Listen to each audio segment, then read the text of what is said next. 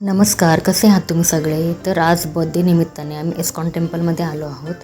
खरं तर खूप उशिराने मी हा व्लॉग टाकत आहे, कारण मला वेळच मिळत नव्हता. पण आज काही करून म्हटलं हा व्लॉग टाकायचाच आहे. तर आम्ही इस्कॉन टेम्पलला आलो आणि आल्याच इस्कॉन टेम्पलमध्ये एंटर केल्याच वेळेला इतकी भूक लागली की तो आत यायला तयारच नव्हता. तो म्हणाला मला आधी पिझ्झा खायचा आहे. तर त्याला मी प्रॉमिस केलं होतं की आज मी त्याला पिझ्झा चारणार आहे.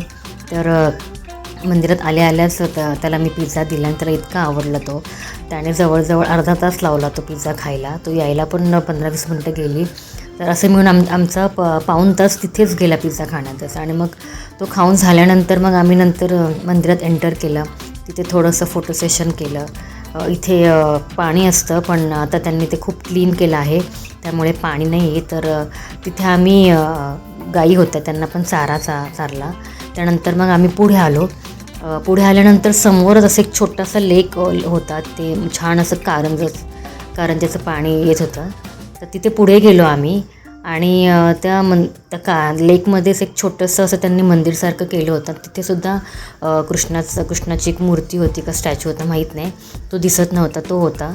तर तिथे आम्ही छान थोडा वेळ टाईम स्पेंड केल्यानंतर मग आमचे चपला आहे तिथे आम्ही सबमिट केल्या. आणि नंतर मग आम्ही मेन मंदिरात आलो वरती.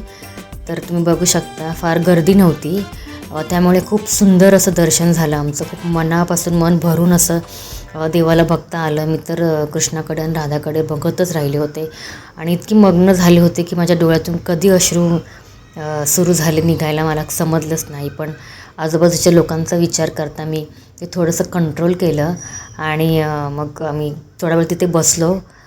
वियान काही एका जागी बसत नव्हता, तो सारखा इकडे तिकडे पळत होता. त्यामुळे मग मला त्याच्याबरोबर जावं लागलं. पण तरी थोडा वेळ मी तिथे बसले, दर्शन घेतलं, प्रार्थना केली आणि त्यानंतर मग आम्ही बाहेर आलो. तर बाहेर बॅकसाईडला हे खूप छान असे भिंतींवरती कलाकृती केलेली होती. सगळे जेवढे पण विष्णूचे अवतार आहेत, कृष्णलीला आहेत, त्या सगळ्या रेखाटल्या होत्या. इतक्या सुंदर दिसत होत्या त्या. वियान मला सगळ्यांची माहिती विचारत होता की हे कोण आहे, हे काय आहे. तर जे मला माहिती आहे ते त्याला सांगत होते मी. तर हे सगळं बघून झाल्यानंतर आम्ही त्याच्या बॅकसाईडलाच बालाजीचं पण एक छोटंसं मंदिर आहे, वरती थोडंसं चढून जायचं. तर तिथे गेलो आम्ही. तर इथे जाताना आम्हाला इथे समोरच पुढे गेल्यावर एक जपमाळ असते. तिथे त्यांची माणसं असतात. तर ते एक जपमाळ करा असं लोकांना सांगत असतात. तर यांनी खूप फोर्स केला मला की आपण करूया. मग मी एक घेतली माळ आणि त्याला पण दिली. तर त्याला ते काही कळलं नाही. तर त्यांनी त्या काकूंना जाऊन विचारलं की हे कसं करायचं. मग त्यांनी एक मंत्र सांगितला, तो मंत्र म्हणायचा. तर त्याने तो म्हणत बसला आणि मग त्याचं झालं आणि मग तो देऊन आला त्यांना परत. मग अशा प्रकारे मग आमचं इस्कॉन टेम्पलचं दर्शन झालं आणि आम्ही घरी आलो. त्यानंतर संध्याकाळी मग आम्ही हॉटेलमध्ये गेलो जेवायला.